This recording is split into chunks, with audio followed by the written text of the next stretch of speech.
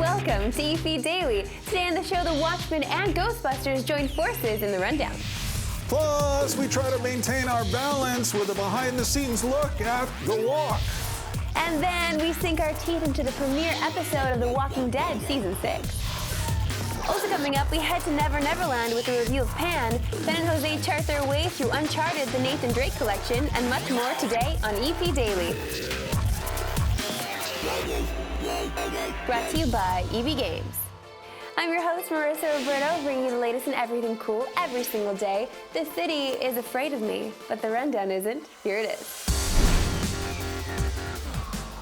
Who watches The Watchmen? Apparently television audiences do. HBO has revealed that they're in the early stages of developing a TV series based on the Alan Moore and Dave Gibbons graphic novel, Watchmen. HBO's sister company, Warner Bros. Pictures, adapted the comic into a 2009 movie, and the film's director, Zack Snyder, is reportedly involved in the new TV show. They haven't said if the show will be based on the original Watchmen comics or the prequel comic series before Watchmen, which began publication in 2012. One thing's for certain, co-creator Alan Moore is likely to have some very strong opinions about this. He's been very outspoken about his displeasure with the previous Hollywood adaptations of his work, so it will be interesting to see what he has to say this time around. Watchmen was published by DC Comics, which is of course part of the same corporate family as Warner's and HBO. I guess busting makes the people at Sony feel real good. Sony Pictures is rumored to be developing a big-screen animated Ghostbusters movie. This comes as they're already working on 2 live-action films, the all-female movie featuring Kristen Wiig and Melissa McCarthy due next year, and an all-male movie set for 2017. It's unclear how the animated film might relate to the other movies, if it will feature the same characters, or the original team, or a new group altogether. This of course won't be the first animated adventure for Ghostbusters. There were several cartoon shows based on the film that aired in the late 80s and 90s. That's it for the rundown, and I ain't afraid of no ghost. Are you afraid of no ghost, Victor Lucas? I ain't afraid of no ghosts. Okay, Absolutely. Are you afraid of more Ghostbusters, though? No, I'm actually very excited about Ghostbusters. That universe is ripe for expansion. It's ripe for the picking. Guess what? They're doing a lot of picking now. Well, yeah, of course there's a big money chase here. Of course there is. But I think that they just created such an incredible idea with this spooky comedy kind of concept. No, of course, but we've been waiting a long time for something Ghostbusters, Yeah. and all of a sudden we're getting a Ghostbusters avalanche. Yes. So I feel like let's just pump the brakes. Let's wait for the first movie to come out. Right. Then, if that's successful, let's talk about animated series. Let's talk about another movie. Let's just wait. I think it's awesome. I think the Ghostbusters animated show has tons of fans out there. I think that they can do some pretty amazing stuff, whether they go CG, which is likely. Let's just relax for a second, drink some tea. I think they franchise it out. That makes a lot of sense to me. There's look at all these ghost hunting shows that we have on TV right now. Dollar bills, y'all. Let's talk about The Watchmen. Yes. What's your deal with Alan Moore? Do you like the fact that he has a problem with Of course I do. Okay, Yeah, no, right. he has real artistic integrity. Yeah. I think he's a little persnickety, but I think, if he feels that way, I think he should just He's allowed say to exactly feel that that. way. He's allowed to feel that way. And I like the Watchmen movie. I think Zack Snyder did a pretty good job with the movie. It's just a little too on the nose with the beats of the panels, and it missed a little bit of the counterculture commentary that Moore was trying to get out there with the book, because it had to simplify it for the 2 hours. So I think a morally ambiguous series on HBO, that excites the hell out of me. Yeah, I actually like that idea a lot more because I really didn't enjoy the movie. I just felt like that was a big undertaking there. How can they bring this to a mass audience? Now with a couple of Avengers movies under our belts and the Justice League about to launch, that would be the perfect time. After we've got this saturation of superheroes all around us, then you do a kind of a meditation on superheroes and what they really mean in society, and how they can be used as political, sort of pawns. Well, we've got to leave that now, those superheroes, to my real-life superhero, Joseph Gordon-Levitt. Okay. He's got a movie called The Walk. Here's a behind-the-scenes look. Anything to declare? I'm going to hang a high wire between the 2 towers of the World Trade Center and walk on it. This was sincerely one of those roles. And I'm saying one of those roles in plural, but I really should say it in the singular, that felt so particularly tailored to my desires and individual talents. In the early 70s, when he was in his early 20s, before the World Trade Center was even finished being built. He saw in a magazine an article about these towers, and he drew this little pencil stroke between them and said, I'm gonna hang a high wire between those two towers and I'm gonna walk on it. And it was years before it could happen, but he hung on to this dream that he had, and he made it happen in real life. So many people would normally say, that's impossible. Look at all the things you'd have to do. You'd have to, first of all, learn English and get to the United States. You would have to gather up all this equipment you don't have money for. You would need to organize an entire band of accomplices. You couldn't do it by yourself. You'd have to have a highly organized team. You'd have to break into these towers. You'd have to lug up all this equipment, 110 stories, somehow manage to get the wire from one building to another. That's impossible. How are you gonna do that? And then walk on it? It's impossible, give up. But he did it. That's, to me, what the walk is about. They just tell me it's not possible and nothing else. There's no sign of possibility. There's nothing telling me that it can be done.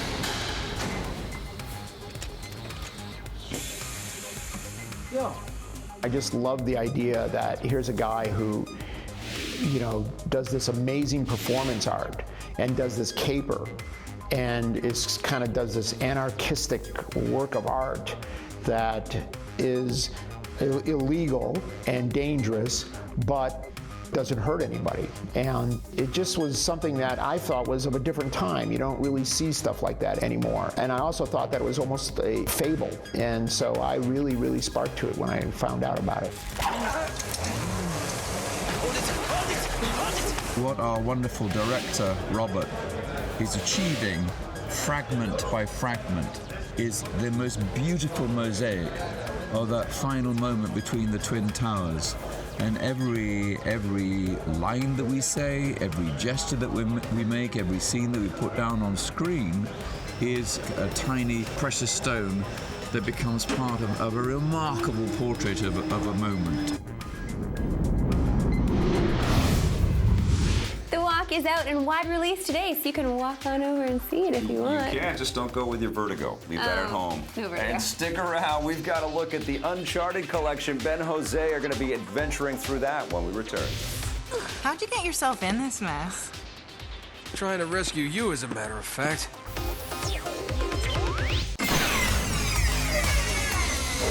Look, there's a droid on the scanner.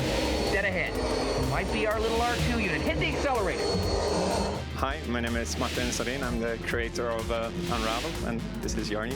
I think my favorite Star Wars memory is actually the first time I shared it with my kids.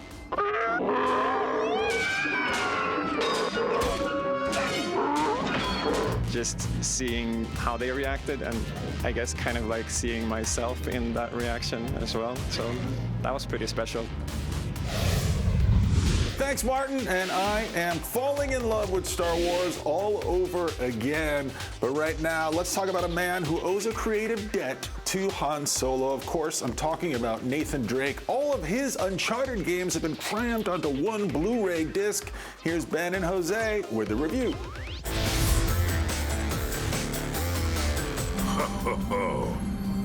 El goddamn Dorado. He was onto something big, all right. Does it say anything else? Jose and I are honoring the king of the half-tucked shirt. We're talking about Nathan Drake. Now, he's also the king of the PlayStation 3, Jose, with 3 amazing Uncharted games. And now he's taking his half-tucked shirt and his man scarves over to the PlayStation 4 with Uncharted, the Nathan Drake collection. 3 Uncharted games. These are some of the best games ever made. But how is this collection, Foobs? What do you think? Well, we've taken a look at a lot of collections. We've taken a look at a lot of old games that we've played before. Yep. But a lot of the times, those games or those bundles of games weren't an entire collection of a said franchise. A lot of reboots, a lot of remasters, but this is the entire Uncharted PlayStation 3 saga. PlayStation 3 saga. We don't have the Vita game here. Yeah, well, okay. We don't get the Vita game. There's no rear touch on the DualShock 4. You can't, no, not legally. But no, you get the entire collection of PS3 Uncharted games remastered, and they all look incredible, especially even the first one, which, I mean, it came out in 2007. Yeah. So it's been a few years. I didn't know how well it would hold up. I mean, I know it's still an early PlayStation 3 game, but the fact that they went ahead and remastered that as well, it does, in fact, look a lot better. I doubt you're gonna find El Dorado in there. How'd you get yourself in this mess? Trying to rescue you, as a matter of fact. All three games look a lot better. I'm really impressed because a company called Blue Point Games handled this port. And anytime it's not the real developer, it's like Naughty Dog didn't actually do all this work. Yeah. You're always a little like gun shy. Yeah, like, what did they remaster I before? don't know what Blue Point Games did before, and I don't care because they did a really good job up-resing these titles. We're talking 1080p, 60 frames, all your favorite numbers. They pretty much hit them almost the entire way through all three of these games. And the collection looks really good. And what I was really struck by playing these games again was a fist. Multiple times? The face, couple times. It's just the incredible quality of the performances. I mean, we've talked forever about how great Nolan North is as Nathan Drake, but just the direction, the way scenes are shot, the cinematography, the way it's all set up. These are incredibly cinematic games, and they still hold up. I think the second game, Among Thieves, is very much the Empire Strikes Back of this trilogy. It's the best game here, and I think especially when you're talking about pacing, that game's pacing is masterful. Because it does such a great job of taking you from these high, insane, clinging to a ledge moments You're and in the sewer. incredible gunfights. Yeah, you're up in the roofs. And then some quiet moments of sort of being able to take in some of these environments and explore them a little slower. And it really does a wonderful job bouncing back and forth. Oh, wait! There's an alarm. That's new since last time. I have a renewed interest in seeing what they're going to do with Uncharted 4. But before we get there, Jose, we got to untuck our shirts and score up this game. What are you going to give the Nathan Drake collection on the PS4? I'm giving this collection a 9 out of 10. I'm giving it an 8 out of 10. I want to get a little more of that behind the scenes stuff. 8? Yeah, an 8. 8? I like that guy, though. He's nice. 8? Good voice. Thanks, boys. Nathan Drake, you still got it, my friend. Now it's time for us to travel back to Never Never Land. Here's Vic and myself with a review of Pan. I promise that you will see me again in this world or another. I sat down in this movie on Saturday morning. Vic's eating popcorn. It was very early, too early for popcorn, my friend. I know the story, the general arc of the story. We all know it at this point. But this is all new this time. Is it, though? It was new. It's all kind of the same. No, Peter Pan is friends with Captain Hook. I'll be darned.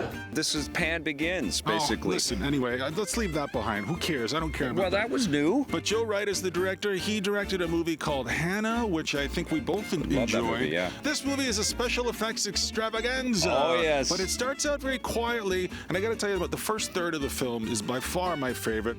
I love you, my Peter. Levi Miller as the kid is fantastic, and I kept thinking, this movie is on the right track. I'm going to like another movie this year after Fury Road. This is going to be my next favorite movie. And then it just goes too to much hell. blue screen. The whole thing just goes to hell. We have fighter planes fighting against flying pirate ships in this movie. That's something I've never seen before. Welcome to Neverland!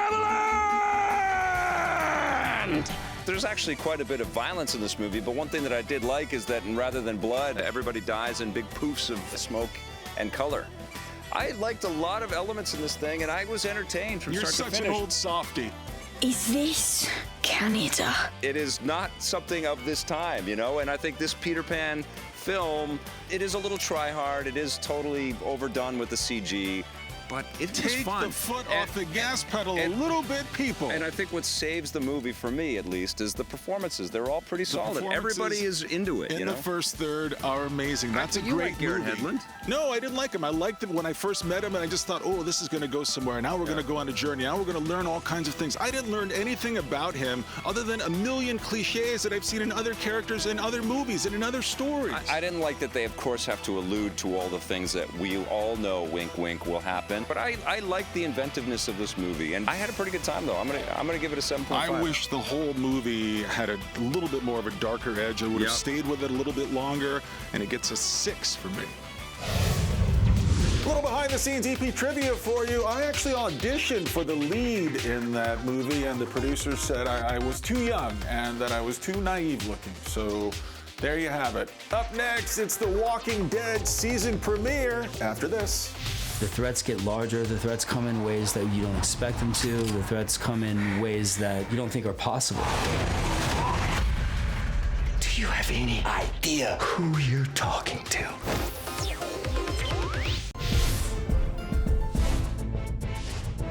EP's mobile coverage is brought to you by Gameloft, makers of Asphalt 8 Airborne, which you can play on your Android or iOS device for free right now. I have been playing Blocky Raider. This is an Indiana Jones themed version of a lot of the same game dynamics and gameplay that we saw in Crossy Road. So this time you're playing a little adventurer, a little cubist, pixelated adventurer going through a pixelated type of environment that's all about dangers, spikes coming up from the floor, fireballs flashing across the screen, giant weighted columns and things slamming into each other. You'll walk across pathways that will disappear under your feet if you're not fast enough. Everything is out to get you in this game, just like in Crossy Road. It's not quite as sleek and well-crafted as Crossy Road is, and it's a little annoying to see how much it borrows, with quotations, liberally from all of the design that went into Crossy Road. But of course, Crossy Road borrowed a lot from Frogger, so that is the story in video games.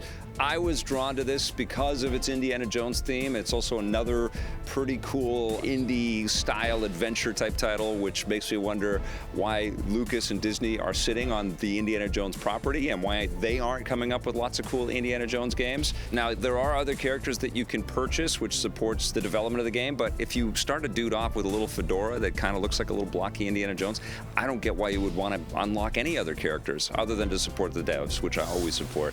I like Blocky Raider. It's not as good as Crossy Road, so get that one first, but I think you're going to dig this one too.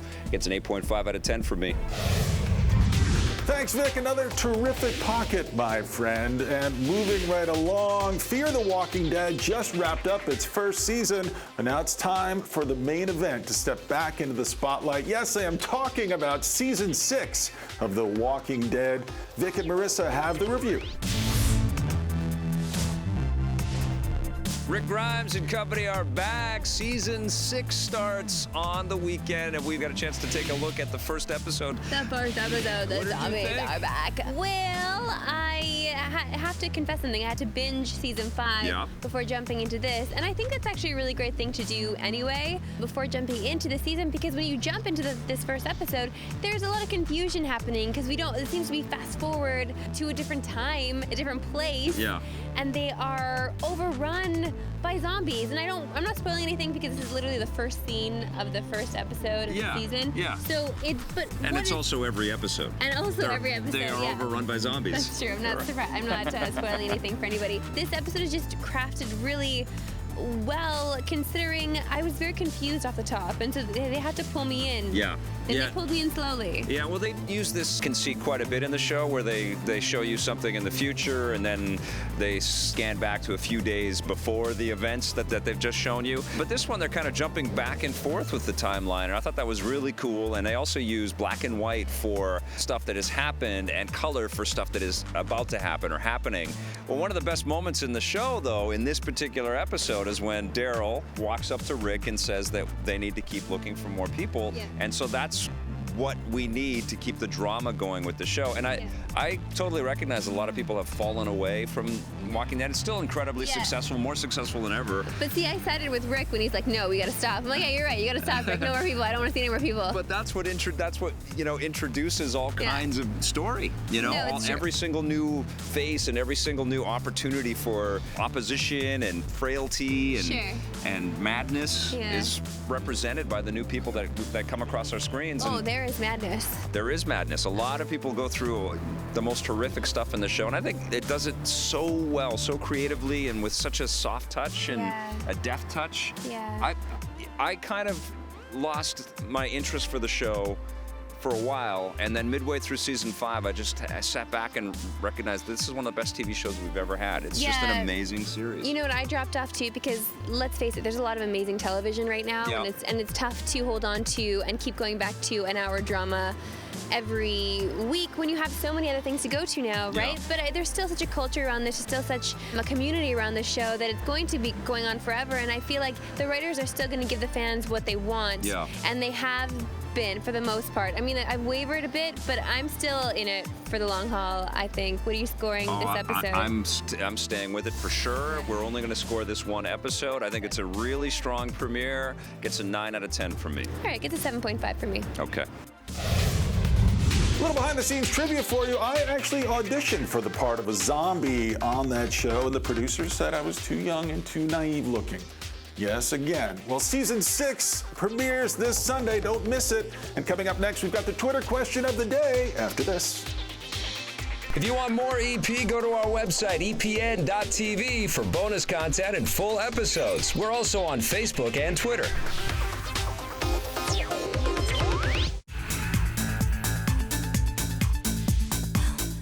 Welcome back to EP Daily. It's now time for the best part of today's show. The Twitter question of the day. This one comes from Joshua Doxson. Yep. He says, which gaming platform got you most excited over the last year and why? Oh, that's a tough question because the Wii U constantly surprises me every time I load in one of the Nintendo-produced exclusives there. That's my jam. It's amazing. They're having a great year, but the PlayStation 4, I think, because the sales are pretty hot on that machine, the review copies that we keep getting seem to be sort of PS4-based, so I'm on that machine a lot, but Halo 5 hasn't launched. I think I'm going to be playing that thing more than anything. Look, I'm not going to lie to you, Victor Lucas. It's not like I haven't tried to throw my PS4 off the balcony at one point or another this year. I've had some issues with it, so we're not BFFs at the moment. But my Wii U is my jam. It's my jam right now. And my 3DS Animal Crossing Happy Home Designer. Yoshi Woolly World as well. Yoshi Woolly World. Ask us that question again at the end of the year. Now, if you've got a question for us, you want to get caught up on the show, go to epn.tv. We've got more coming for you next week on EP Daily, including a look at Steven Spielberg's new one, Bridge of Spies. Thanks for watching. Bye.